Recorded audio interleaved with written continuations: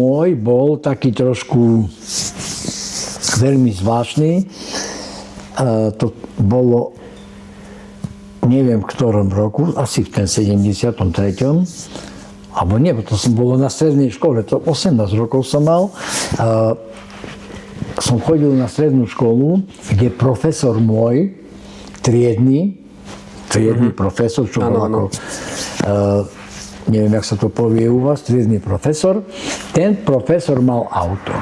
A ja som mu to auto išiel opravovať a ja som sa s tým jeho autom vybral na preteky. Ale mám dojem, že ja som ešte predtým bol na pretekoch, len nie som si istý teraz už. Ale nemám dojem, že to bolo z toho triedného autom. Som išiel na prvé preteky, tak to bolo. Škoda 100 MB a hneď som aj havaroval na prvý pretek. Ale to auto profesora? To bolo profesorové auto. I vy ho havarovali? A ja som havaroval, rozbil som. No a keď som sa vrátil, ale tak, že urobil som kolesa, strecha, ale ja som pokračoval ďalej, taký síce bez okien, bez strechy, ale som pokračoval, som došiel do cieľa, úplne posledný, ale som došiel.